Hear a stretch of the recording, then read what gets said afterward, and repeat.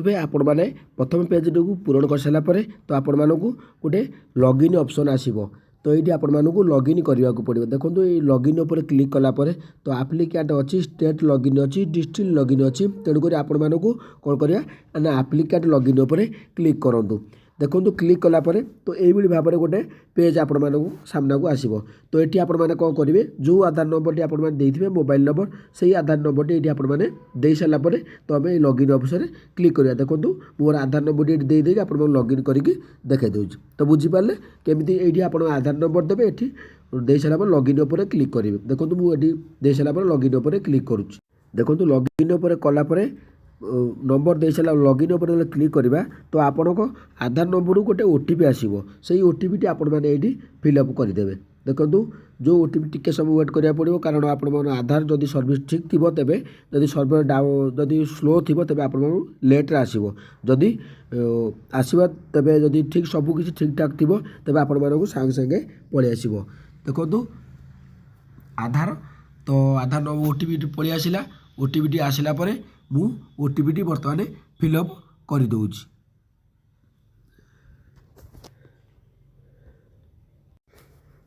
ମୋର ଯେଉଁ OTPଟି ଆସିଲା ତ ଆଧାର ନମ୍ବର ସେଇଠି ମୁଁ ଆପଣମାନଙ୍କୁ OTPଟି ଫିଲ୍ଅପ୍ କରିଦେଉଛି।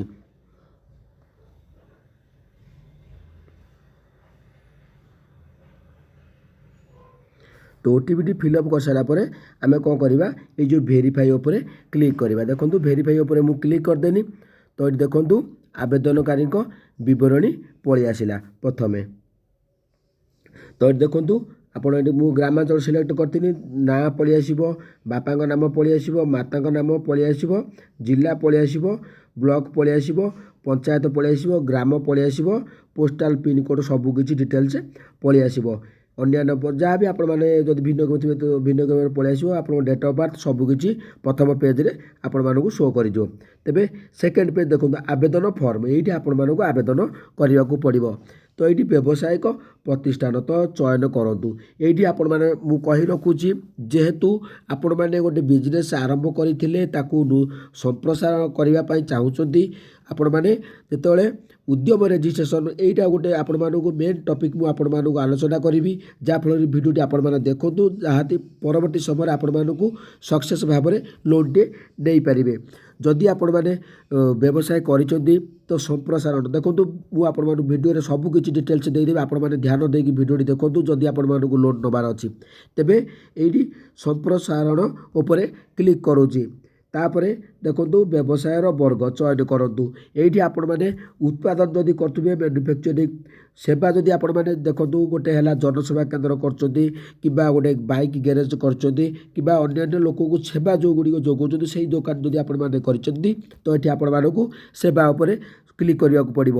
ବ୍ୟବସାୟ ଆପଣମାନେ ଧର ଗ୍ରୋସରୀ ଦୋକାନ କରିଛନ୍ତି, କିମ୍ବା ଗାଁରେ ତେଜରାତି ଦୋକାନ, ସେ ଗ୍ରୋସରୀ ସେମ୍ ବା ପାନ ଦୋକାନ କରିଛନ୍ତି, କିମ୍ବା ସେଲୁନ୍ଟେ କରିଛନ୍ତି, କିମ୍ବା ଅନ୍ୟାନ୍ୟ ଯାହା କରିଛନ୍ତି ଦୋକାନ। କ୍ଷୁଦ୍ର ବ୍ୟବସାୟ ଆପଣମାନେ କ୍ଷୁଦ୍ର ବ୍ୟବସାୟ କରିଛନ୍ତି ଆପଣମାନେ ଜାଣିଥିବେ, କିମ୍ବା ଅନ୍ୟାନ୍ୟ କରିଛନ୍ତି।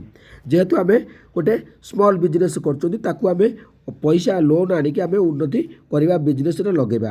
ତେବେ ଯଦି ମ୍ୟାନୁଫ୍ୟାକ୍ଚରିଂ କରୁଛନ୍ତି ଦେଖନ୍ତୁ ମ୍ୟାନୁଫ୍ୟାକ୍ଚରିଂ ବର୍ତ୍ତମାନ ମୁଁ ଉତ୍ପାଦନ ଉପରେ କ୍ଲିକ୍ କରୁଛି। ମ୍ୟାନୁଫ୍ୟାକ୍ଚରିଂ କ'ଣ, ବ୍ୟବସାୟର ଉପବର୍ଗ ଆସିଗଲା। ବ୍ୟବସାୟର ଉପରେ ଦେଖନ୍ତୁ ମୁଁ କହିଥିଲି ଅଗରବତୀ, ବର୍ତ୍ତମାନ ଗାଁରେ ଆପଣମାନେ ଅଗରବତୀ ମେସିନ୍ଟେ ବସେଇକି ଅଗରବତୀ କରୁଛନ୍ତି, କିମ୍ବା ବଡ଼ି ମେସିନ୍ ବସୁଛନ୍ତି ତ କରୁଛନ୍ତି, ବମ୍ବ ଆର୍ଟିକାଲ ବା ବାଉଁଶ ତିଆରି କିଛି କାମ କରୁଛନ୍ତି, ସିମେଣ୍ଟ ପ୍ରଡ଼କ୍ଟ, ସିମେଣ୍ଟ ଚଉରା ହେଉ, ବନ୍ଧ ହେଉ, କିମ୍ବା ଯେଉଁ ପାଇଖାନା ନନ୍ଦ ତାକୁ ମଧ୍ୟ ସିଲେକ୍ଟ କରୁଛନ୍ତି। ତ ଡାଏରୀ ପ୍ରଡ଼କ୍ଟ, ତ ଫୁଡ଼୍ ଆଇଟମ୍ କ'ଣ ଅଛି, ଫର୍ଣ୍ଣିଚର ଅଛି ବା ଯେଉଁ ବଢ଼େଇମାନେ କରୁଛନ୍ତି, ତ ଗେଟ୍ସ ଆଣ୍ଡ ଗ୍ରିଲ୍ ଯେଉଁମାନେ ହୋଲ୍ଡିଂ ଦୋକାନ କରୁଛନ୍ତି, ହ୍ୟାଣ୍ଡଲୁମ୍ ଅଛି, ଲିକ୍ୱିଡ଼ ଡିଟର୍ଜେଣ୍ଟ ହେଲା ଆପଣମାନଙ୍କର ଫିନାଇଲ୍ ହେଉ ବା ଯାବତୀୟ ଯେଉଁ ଆପଣମାନେ ସାବୁନ ଫାବୁନ ତିଆରି କରୁଛନ୍ତି, ବର୍ତ୍ତମାନ ସବୁ ମେସିନାରୀ ଯୁଗ ହେଲାଣି, ବା ପେଣ୍ଟିଂ କରୁଛନ୍ତି, ଯେଉଁମାନେ ଡ୍ରଇଂ ଫଇଂ କରୁଛନ୍ତି ତ ସେମାନଙ୍କ ପାଇଁ ମଧ୍ୟ ଏଥିରେ ସୁବିଧା ଅଛି। ତେବେ ଆପଣମାନେ ଯେଉଁଥିରେ ଆପଣମାନେ ବିଜନେସ୍ କରୁଥିବେ ତ ସେଇ ଜିନିଷ ଗୁଡ଼ିକ ଆପଣମାନେ ଏଇଠି ଦେଇଦେବେ। ଯେହେତୁ ମୁଁ ଧର ସପୋଜ ଆପଣମାନଙ୍କୁ ଅଗରବତୀରେ କରିଛି, ଆପଣମାନେ ଯେକୌଣସି ବିଜନେସ୍ କରିଛନ୍ତି ବା ଗ୍ରୋସରୀ ଦୋକାନ କରିଛନ୍ତି ତ ସେଠି ମଧ୍ୟ ଆପଣମାନଙ୍କୁ ସବୁକିଛି ଡିଟେଲ୍ସ ଆସିଯିବ। ବ୍ୟବସାୟର देखो ये आप कही रखुच्छे आपने कहे ग्रोसरी शॉपटा कहीं आस देखो ये मैन्युफैक्चरिंग मुझे क्लिक करुच्ची आम सेवा व्यवसाय क्षुद्र व्यवसाय आम धर क्षुद्र व्यवसाय उपर आपने क्लिक करदे ये स्मॉल बिजनेस उपर क्लिक कलापर व्यवसाय उपवर्ग उपर क्लिक कलापर देखो बेकरी मैंने बेटल शॉप टी स्टल दुकान कर बुक स्टेशनरी बा गिफ्ट दुकान कर लेडीज कॉर्नर होती cosmetic shop electrical goods shop कर इलेक्ट्रिकल रिंग स्पेयर पार्ट्स बेपार कर फास्ट फूड दुकान कर फर्निचर शॉप दुकान कर ग्रोसरी शॉप दुकान कर हार्डवेयर शॉप दुकान कर होम डेकर जो जिनस अच्छी दुकान कर पेडी हस्किंग तापर restaurant tiffin stall sweet shop shop and repairing spice studio अच्छी आपर जो studio variety store with home delivery vegetable vending माने परिवा दुकान तो बुझिपारे तापर देखो ये व्यवसाय प्रतिष्ठा जो व्यवसाय वर्ग पुणी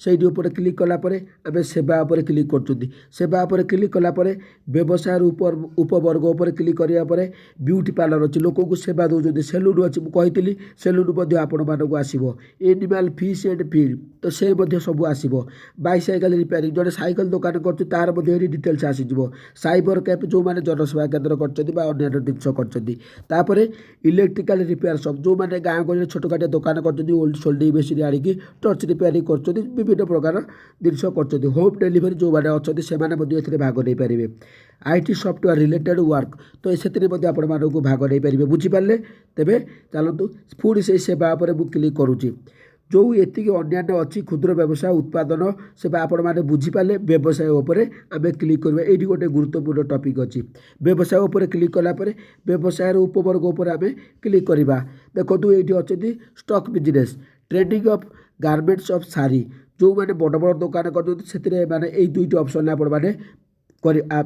आप्लाय करें व्यवसाय उपर करें जेहेतु आम स्मॉल क्षुद्र व्यवसायटे करें क्षुद्र व्यवसाय उपर क्लिक कर लोन आनिकी आम जो व्यवसाय कर उन्नति करवा व्यवसाय उपवर्ग उपर क्लिक करदे तो ये आप बेटल शॉप टी स्टल जहाँ भी आपने कर फास्ट फूड आपने कर गोटे उदाहरण देदेली फास्ट फूड उपर क्लिक करदेली तापर व्यवसाय पूर्णांगर बरणी 100टी शब्द आपने लिखु आपने दुकानटे कर दुकान विषय आपने 100टी शब्द लिखा पड़ो तापर ये आपको बैंक बरणी देवाक पड़ो निज जमा खातार बैंक ये बैंक नाम बाछतु देखो bank of Baleshwar Bhadrak central cooperative bank अच्छी बैंक ऑफ इंडिया अच्छी आईसीआईसी बैंक अच्छी इंडियन बैंक अच्छी state bank of India UCO bank तो ये 3 4 5 6टी बैंक अच्छी तो से जेकोसी गोटे बैंक बाछा पड़ो बाछि सारापर ये आप शाखा और आईएफसी कोड आपण मानक सिलेक्ट करने पड़ो जेहेतु मुझे भंडारीपुखुरी देती तेणुक भंडारीपुरी शाखाटा ये आपको शो कर बैंक अकाउंट नंबर ये आपको दबाक पड़ो तापर क्यों बैंक आपण मानक ऋण ने देखूँ मुझे कही आपको बेस्ट गोटे भल आइडिया दूसरी आपको निश्चित भाव देखूँ ये आपको बाछा पड़ो मात्र 6टी बैंक ये आपको आप्रुवाल कर लोन पाई जेहेतु Baleshwar Bhadrak central bank cooperative bank ये आम निकटर अच्छी तो आपण निकटर जो कौन बैंक थी तो से बैंक आपने लोनटी नहीं पारे तेबे चलतु एत सब हो गला आपण मानक प्रोसेस बताऊँ ये मुझे स्टॉप करुच्ची कारण जहाँ आपण मानक बुझा पड़ो उद्यम रजिस्ट्रेशन कोड देखु उद्यम रजिस्ट्रेशन में आपण मानक बतई दूसरी प्रोसेस तो तेबे आपण मैंने चलतु उद्यम रजिस्ट्रेशन कोड रही यार दुईटी जिन आपण मानक बुझा पड़ो तेज जाए आपण ऑनलाइन आपण आप्लाय करने को पड़ो देखु ये उद्यम रजिस्ट्रेशन करी मो उद्यम रजिस्ट्रेशन आईडी मुझे शो करुच्ची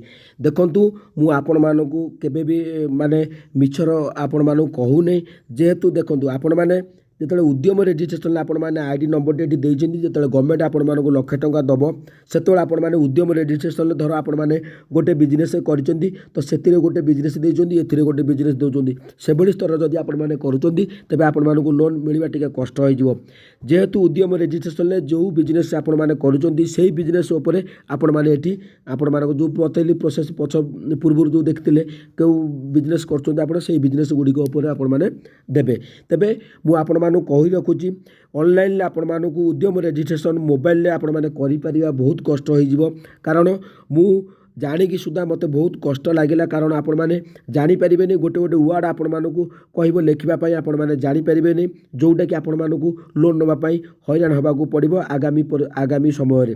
ତେବେ ଆପଣମାନଙ୍କୁ ମୁଁ ଆଗତୁରା ସଚେତନ କରାଇ ଦେଉଛି ଯେହେତୁ ଆପଣମାନେ ଯଦି ଚାହିଁବେ ଆପଣମାନେ ଅନେକ ଭିଡ଼ିଓ ଅଛି ୟୁଟ୍ୟୁବରେ ଉଦ୍ୟମ ରେଜିଷ୍ଟ୍ରେସନ୍ କେମିତି କରିବେ। ମୁଁ ଆପଣମାନଙ୍କୁ ମୋର ଭିଡ଼ିଓ ଦେଖିବା ପାଇଁ ମୁଁ ଆପଣମାନଙ୍କୁ ମିଛ ପ୍ରତିଶ୍ରୁତି ଦେଉନି। ଯେଉଁଟାକି ଆପଣମାନେ ଅନଲାଇନ୍ ରେଜିଷ୍ଟ୍ରେସନ୍ କରିବେ ଆପଣମାନେ ଆଧାର ନମ୍ବର ନେଇଯିବେ ପାନ୍ କାର୍ଡ଼ ନେଇଯିବେ ଆପଣମାନଙ୍କୁ ସେଠି ଉଦ୍ୟମ ରେଜିଷ୍ଟ୍ରେସନ୍ ଫ୍ରି ଉପରେ ଆପଣମାନେ ଏଠି କରିପାରିବେ। ଗଭର୍ଣ୍ଣମେଣ୍ଟରୁ ଆପଣମାନେ ଟଙ୍କା ଦେଇ ଆପଣମାନଙ୍କ ବିବେକ ଅନୁସାରେ ଆପଣମାନେ 10 ଟଙ୍କା 20 ଟଙ୍କା ଯାହା ବି ଆପଣମାନେ ଜନସେବା କେନ୍ଦ୍ରରେ ଦେଇପାରିବେ। ଉଦ୍ୟମ ରେଜିଷ୍ଟ୍ରେସନ୍ କରିସାରିଲା ପରେ ଆପଣମାନେ ବର୍ତ୍ତମାନ ପଳେଇ ଆସିବା କେଉଁଠି ସ୍ୱୟଂ ଯୋଜନାରେ। ମୁଁ ଆପଣମାନଙ୍କୁ ବତେଇ ଦେଉଛି ସ୍ୱୟଂ ଯୋଜନା। ଦେଖନ୍ତୁ ସ୍ୱୟଂ ଯୋଜନାରେ ଆପଣମାନେ ଯେଉଁ ବତେଇଥିଲି ପ୍ରୋସେସ୍ ଯେଉଁ ବ୍ୟାଙ୍କ ଗୁଡ଼ିକ ଆପଣମାନେ 6ଟି ବ୍ୟାଙ୍କ ଆପଣମାନେ ଦେଖୁଥିଲେ ସେହି ବ୍ୟାଙ୍କ ଗୁଡ଼ିକ ଆପଣମାନଙ୍କୁ ଲୋନ୍ ଦେବା ଆପଣଙ୍କ ନିକଟ ହିସାବରେ ଯେଉଁ ବ୍ଲକ ସିଲେକ୍ଟ କରିସାରିଲା ପରେ ଆପଣମାନେ ଡିଷ୍ଟ୍ରିକ୍ଟ ସିଲେକ୍ସନ୍ କରିସାରିଲା ପରେ ବୁଝିପାରିଲେ। ତ ଆପଣମାନେ ଏସବୁ ଜିନିଷ ଗୁଡ଼ିକ ପ୍ରତି ଧ୍ୟାନ ଦିଅନ୍ତୁ। ପ୍ରଥମେ ଉଦ୍ୟମ ରେଜିଷ୍ଟ୍ରେସନ୍ କରନ୍ତୁ ତାପରେ ଆପଣମାନେ ଯାଇକି କେଉଁଠି ଜନସେବା କେନ୍ଦ୍ରରେ ଆପ୍ରୁଭାଲ୍ ବା ଅନଲାଇନ୍ ଆବେଦନ କରନ୍ତୁ ଆପଣମାନଙ୍କୁ ନିଶ୍ଚିତ ଭାବରେ ଲୋନ୍ଟିଏ ମିଳିବ। ତା ପରବର୍ତ୍ତୀ ସମୟରେ ଯଦି ଆପଣମାନେ ପ୍ରକୃତରେ ଦୋକାନ କରୁଛନ୍ତି ଆପଣମାନେ ସମ୍ପ୍ରସାରଣ କରିବା ଚାହୁଁଛନ୍ତି ନୂତନ ଦୋକାନ କରିବା ପାଇଁ ଚାହୁଁଛନ୍ତି ଯଦି ଆପଣମାନଙ୍କୁ ଲୋନ୍ ମିଳୁନି ତେବେ ଆପଣମାନେ ମୋତେ ହ୍ୱାଟ୍ସଆପ୍ରେ କଣ୍ଟାକ୍ଟ କରନ୍ତୁ। ଆପ୍ଲିକେସନ୍ ଷ୍ଟାଟସ୍ ମୋତେ ପଠାଇବେ ତାପରେ ମୁଁ ଆପଣମାନଙ୍କୁ କହିଦେବି ଆପଣମାନେ ମୁଁ ଅଭିଯୋଗ କରିବି ଆପଣମାନଙ୍କ ପାଇଁ କେମିତି ସମସ୍ୟାର ସମାଧାନ ହେବ। ତ ବୁଝିପାରିଲେ କିନ୍ତୁ ଆପଣମାନଙ୍କୁ ଯଦି ସିଭିଲ୍ ଖରାପ ଥିବ ତେବେ ଆପଣମାନଙ୍କୁ ଲୋନ୍ ଆପ୍ଲାଏ କରନ୍ତୁ ନାହିଁ। ମୁଁ ଆପଣମାନଙ୍କୁ ପୂର୍ବରୁ କହିଦେଉଛି ଯେଉଁ ବ୍ୟାଙ୍କରେ ଆପଣଙ୍କର ସିଭିଲ୍ ଖରାପ ଅଛି ସିଭିଲ୍ ଚେକ୍ କରନ୍ତୁ। ଯଦି ସିଭିଲ୍ ଚେକ୍ କରିପାରୁନାହାନ୍ତି ତେବେ ମୋତେ କମେଣ୍ଟ କରନ୍ତୁ ମୁଁ ଆପଣମାନଙ୍କୁ ଭିଡ଼ିଓ ବନେଇଦେବି ଆପଣମାନେ ଚେକ୍ କରିକି ଆପଣମାନେ ଡିଟେଲ୍ସ ଜାଣିପାରିବେ। ତ ବୁଝିପାରିଲେ ଏଇସବୁ ଜିନିଷ ଗୁଡ଼ିକ ଉପରେ ଆପଣମାନେ ଧ୍ୟାନ ଦିଅନ୍ତୁ। ଏଇ ଯେଉଁ ପେଜ୍ରେ ଆପଣମାନେ ଓଡ଼ିଆରେ ଲେଖାଉଛି ଆପଣମାନଙ୍କୁ ଭାବୁଥିବେ ବହୁତ ସହଜ ହେବ ମୁଁ ସବୁ କରିଦେବି କିନ୍ତୁ ଆପଣମାନଙ୍କୁ ମୁଁ ଅନୁରୋଧ କରୁଛି ଆପଣମାନେ ତାକୁ ଆପଣମାନେ ଜନସେବା କେନ୍ଦ୍ର ଯାଇକି ଆପ୍ଲାଏ କରନ୍ତୁ ଦେଖିବେ ଆପଣମାନେ ନିଶ୍ଚିତ ଭାବରେ ସକ୍ସେସ୍ ହେବେ। ଆପଣମାନେ ସ୍ୱୟଂ ଯୋଜନା ଲୋନ୍ଟିଏ ପାଇପାରିବେ। ଯେହେତୁ ମୋବାଇଲରେ କଲେ ଆପଣମାନଙ୍କୁ ମୁଁ ଯାହା ବି ଲେଖିବି ଧର ମୁଁ ଏଇଠି ଆପଣମାନଙ୍କୁ ମୁଁ ବ୍ୟାଙ୍କରୁ ଦେଖନ୍ତୁ ମୁଁ ଏଇଠି ଆପଣମାନଙ୍କର ବ୍ୟାଙ୍କ ଆକାଉଣ୍ଟ ନମ୍ବର ମୁଁ ଏଇଠି ଆକାଉଣ୍ଟ ନମ୍ବରଟା ଲେଖିବି ତ ଏଇଠି ଆପଣମାନଙ୍କୁ କେବେ ବି ଶୋ କରିବ ନାହିଁ। ଯେହେତୁ ଯଦି ଆଉ କିଛି ଗୋଟେ କୋଡ଼୍ ଆସିଲା ସେଇ କୋଡ଼୍ ନମ୍ବରଟା ମୁଁ ଏଇଠି ଆପଣମାନଙ୍କୁ କ'ଣ ଲେଖିବି ତ ଆପଣମାନେ ଜାଣିବାକୁ ଚାହୁଁଛନ୍ତି କିନ୍ତୁ କୋଡ଼୍ ନମ୍ବରଟି ମୁଁ ଆପଣମାନଙ୍କୁ ଏଇଠି ଶୋ କରିପାରିବ ନାହିଁ।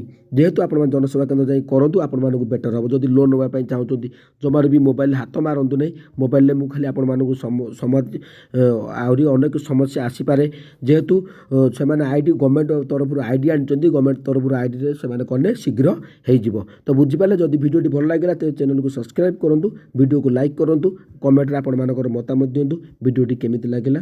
ଜୟ ଜଗନ୍ନାଥ।